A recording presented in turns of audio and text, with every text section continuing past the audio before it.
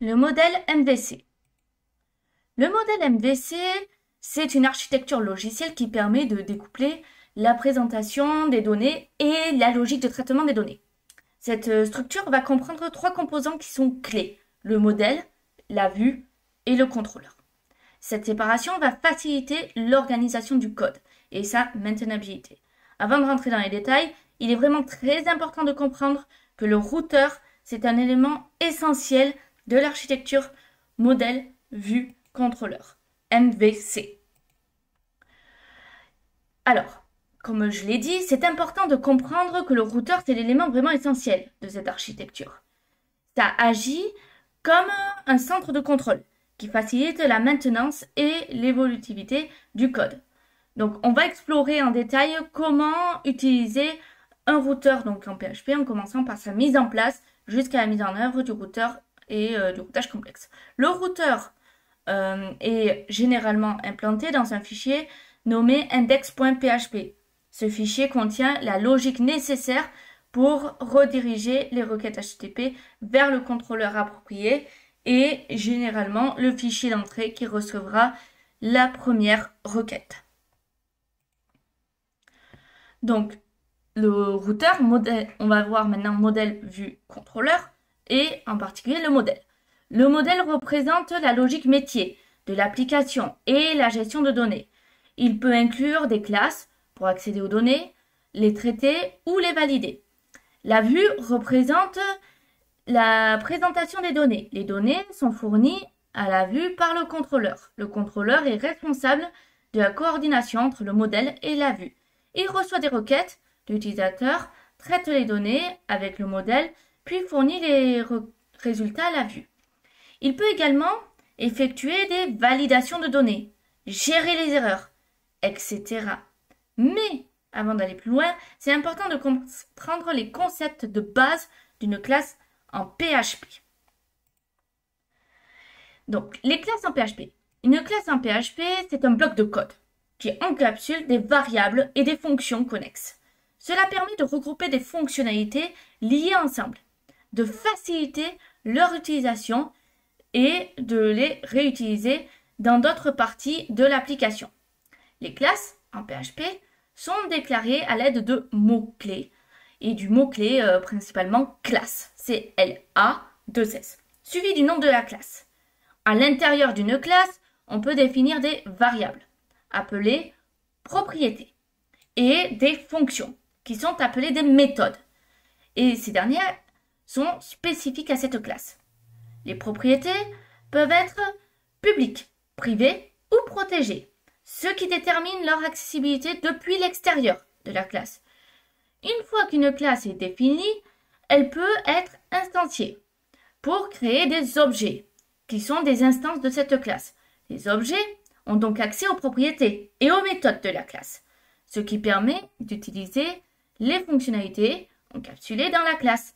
Les classes PHP permettent de mettre en œuvre des concepts de programmation orientés objets, tels que l'encapsulation, l'héritage et le polymorphisme.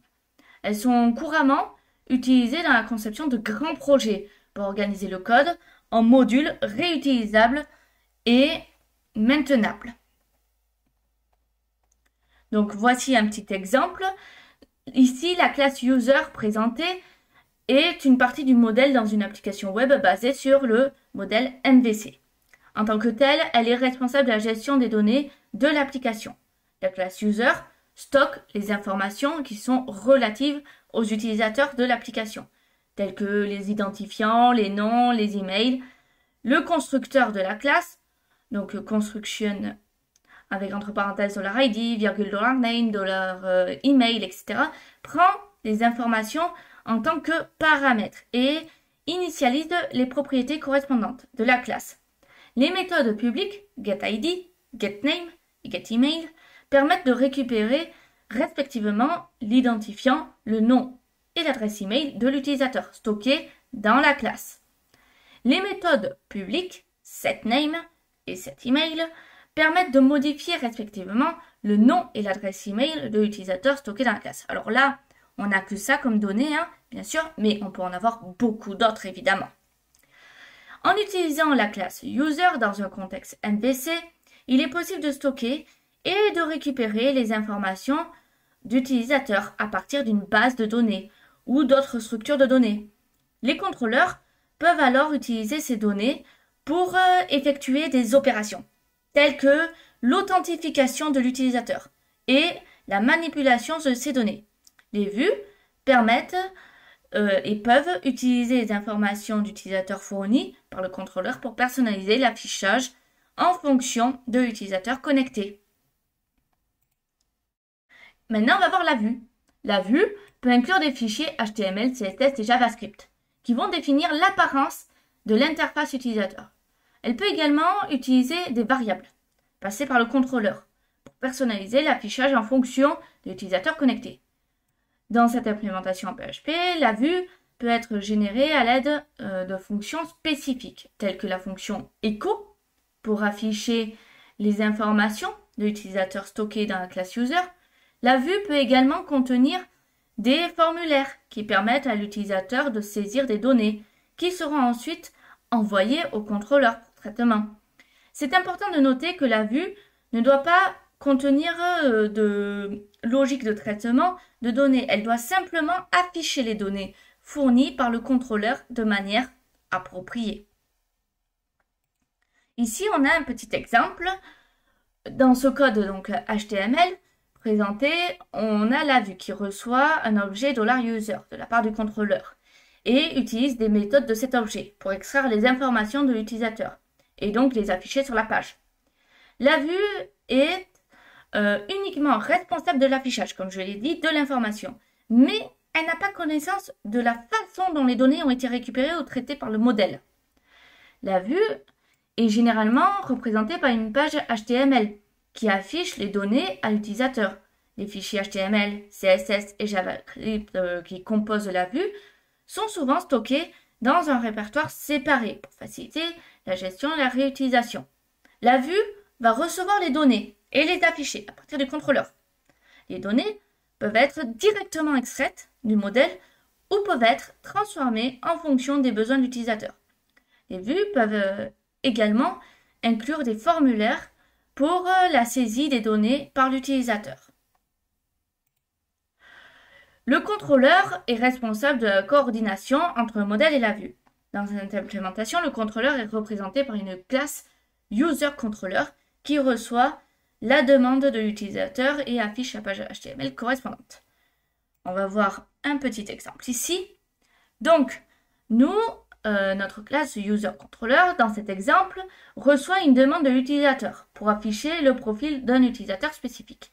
Il récupère l'utilisateur qui correspond à partir du modèle et va fournir les données à la vue pour l'affichage.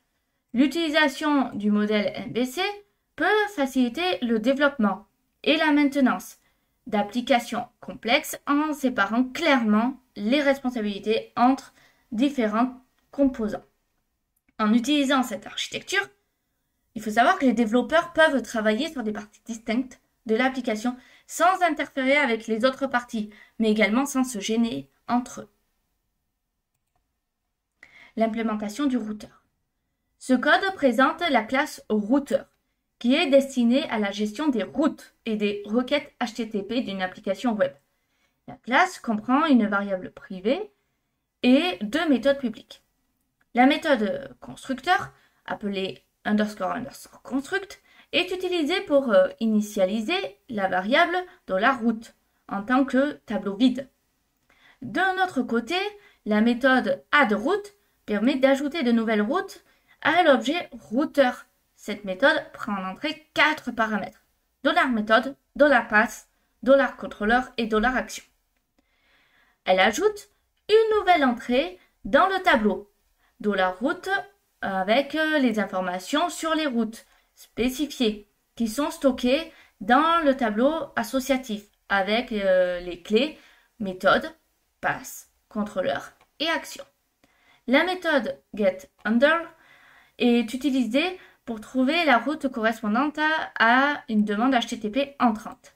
Cette méthode prend 2 paramètres, $méthode et $URI. Elle parcourt le tableau $route pour trouver une route qui va correspondre à la méthode HTTP et de ce fait à l'URL spécifiée. Si une correspondance est trouvée, la méthode retourne un tableau associatif contenant les informations de la route trouvée. Méthode, contrôleur, action. En cas d'absence de correspondance, elle retourne la valeur nulle.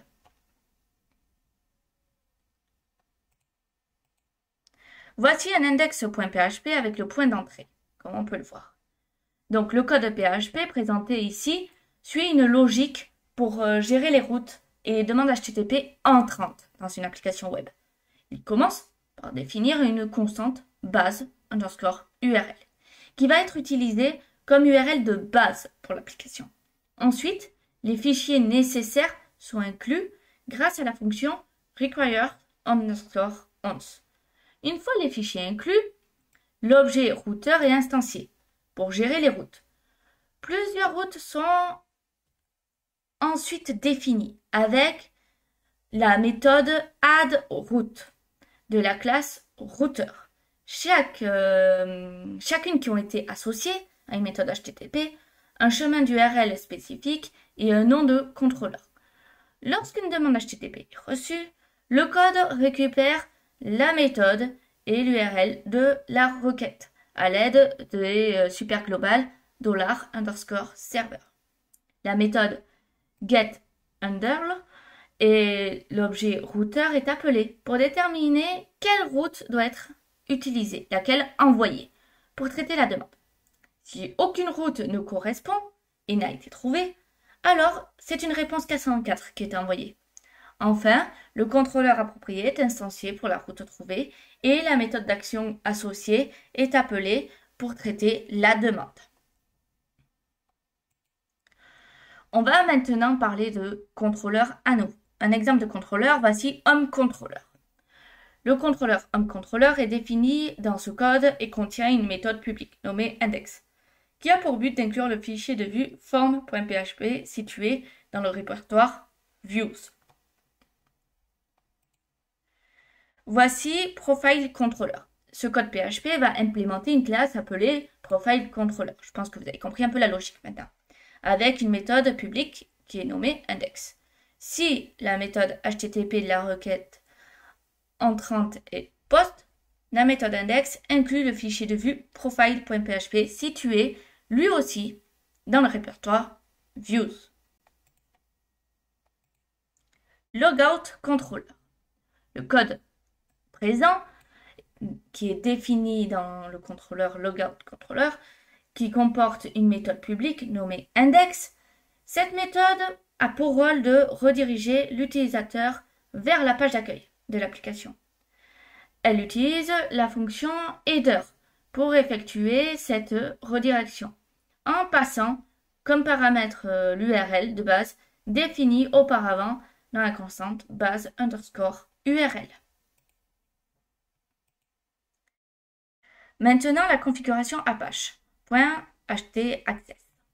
Donc, c'est un rewrite rule.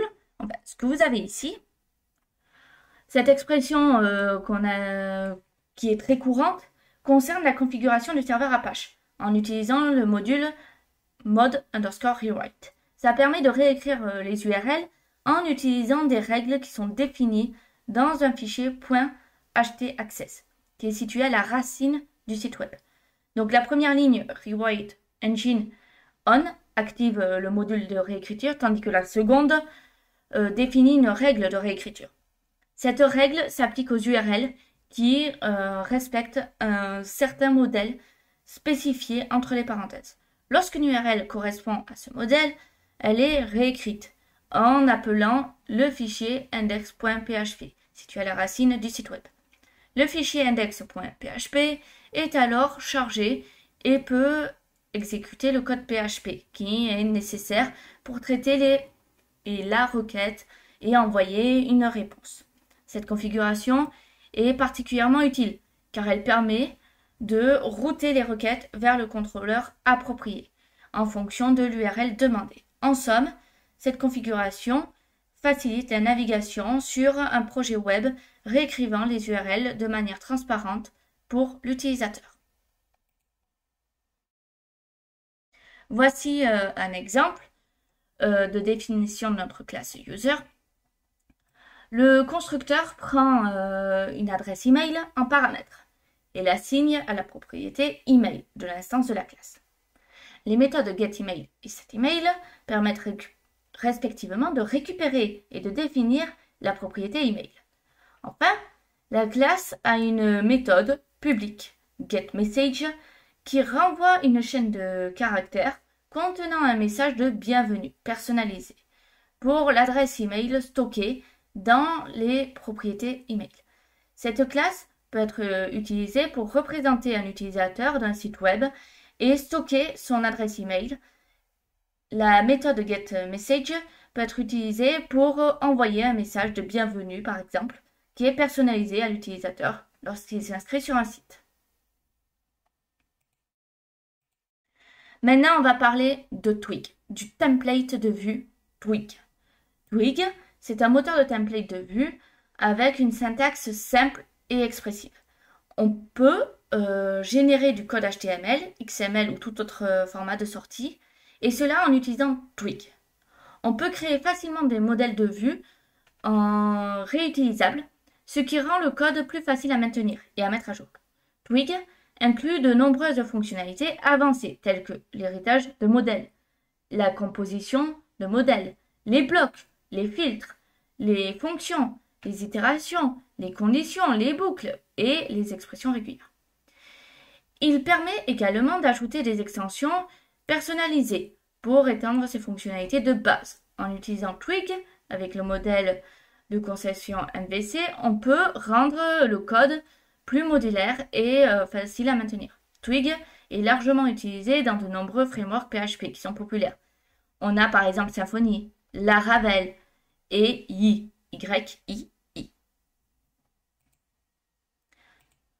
Pour utiliser Twig dans l'application PHP, on doit tout d'abord installer le gestionnaire de paquets Composer.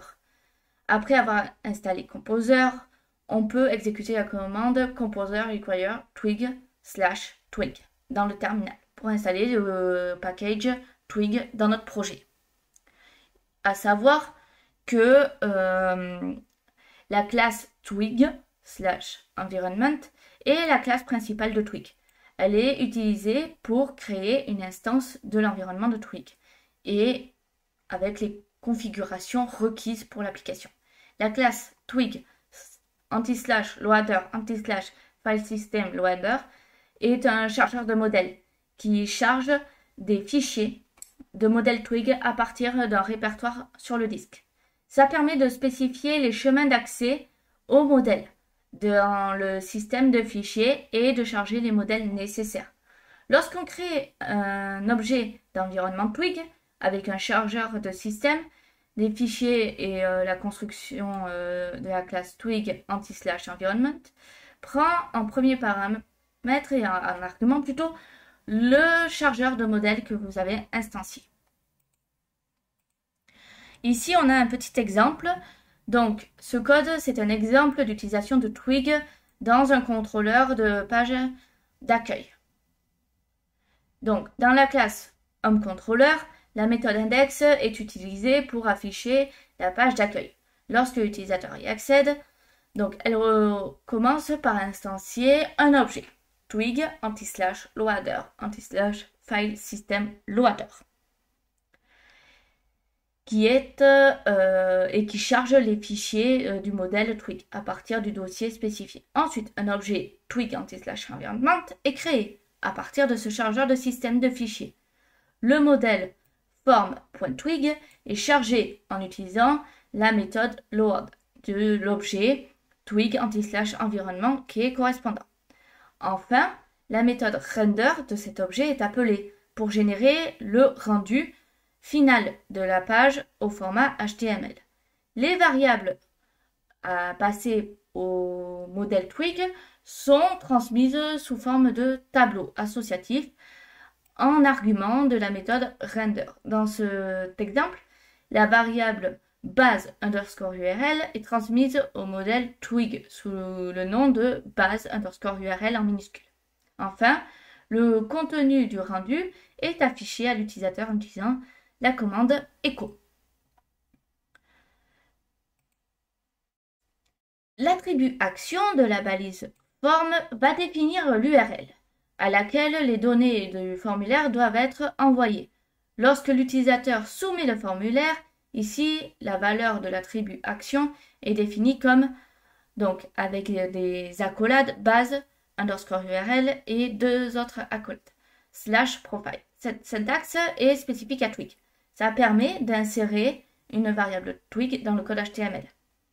La valeur réelle de cette variable sera remplacée lors du rendu de la page. En l'occurrence, la variable base underscore URL contiendra l'URL de la base de l'application. Ainsi, lorsque l'utilisateur soumettra le formulaire, les données seront envoyées à l'URL complète base underscore URL /profile.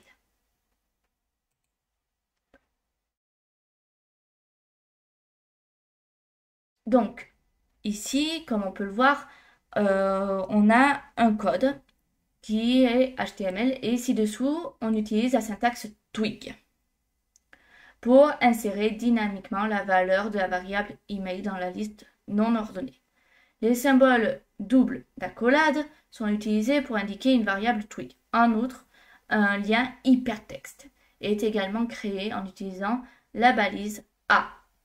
La valeur de l'attribut href de la balise A est définie comme, alors avec des accolades base underscore URL /logout, ce qui signifie lorsque l'utilisateur clique sur ce lien, il sera redirigé vers l'URL base underscore URL /logout.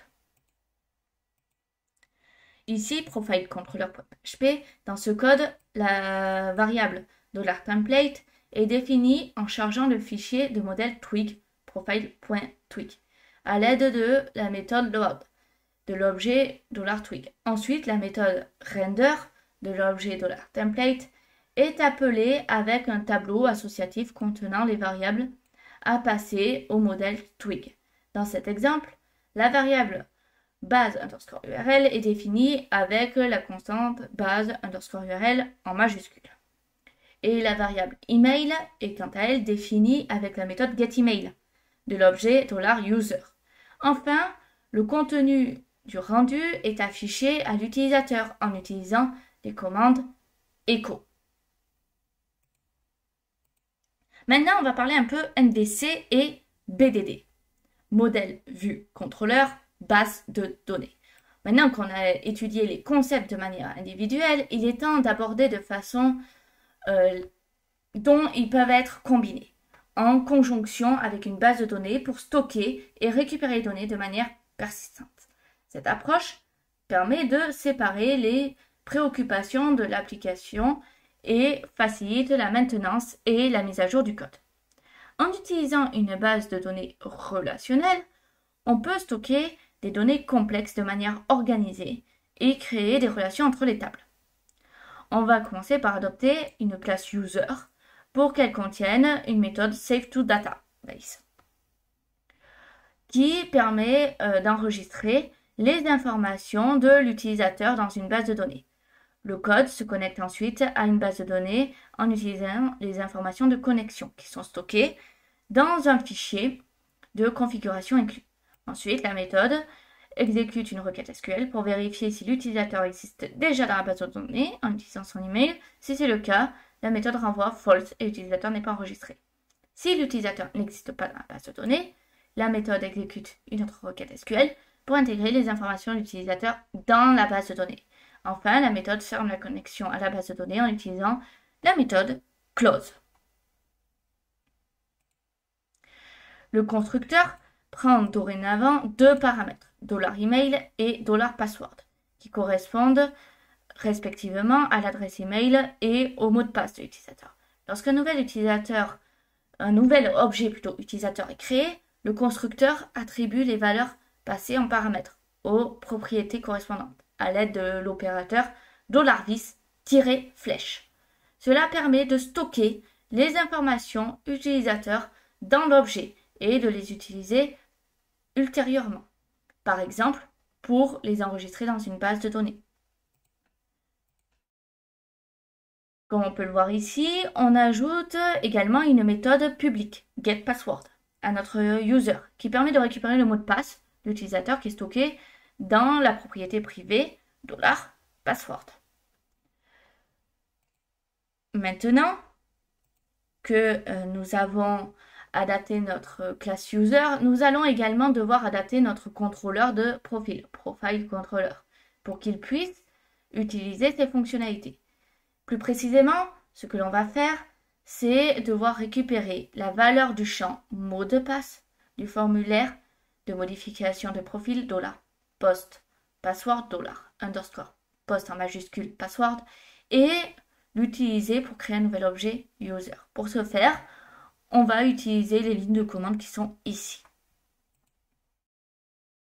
Pour afficher le nouveau mot de passe de l'utilisateur dans la vue du profil, on va devoir ajouter une clé password au tableau associatif que on va transmettre à notre template. Pour cela, on va utiliser la méthode getPassword de l'objet $user qui nous permettra de récupérer le mot de passe de l'utilisateur qu'on vient de créer.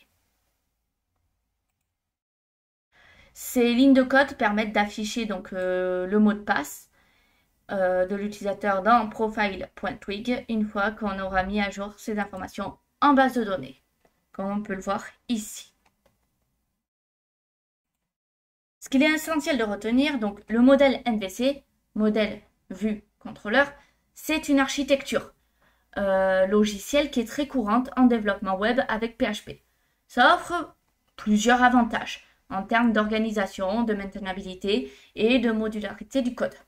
En comprenant bien les composants principaux du modèle MVC, à savoir le modèle, la vue et le contrôleur, vous pourrez créer des applications web qui sont efficaces, sécurisées et faciles à maintenir. Attention cependant, c'est important de se rappeler que la mise en place d'un modèle MVC ne garantit pas à elle seule la qualité d'une application. Il est également important d'appliquer les bonnes pratiques de programmation, de validation, de sécurité des données, ainsi que de suivre le principe de conception et d'architecture logicielle pour obtenir des résultats optimaux. En pratiquant régulièrement et en vous tenant informé de nouvelles tendances et technologies en matière de développement web, vous pourrez progresser rapidement et de ce fait acquérir les compétences qui sont nécessaires pour devenir un bon développeur web compétent et réussir dans le domaine qui est en constante évolution.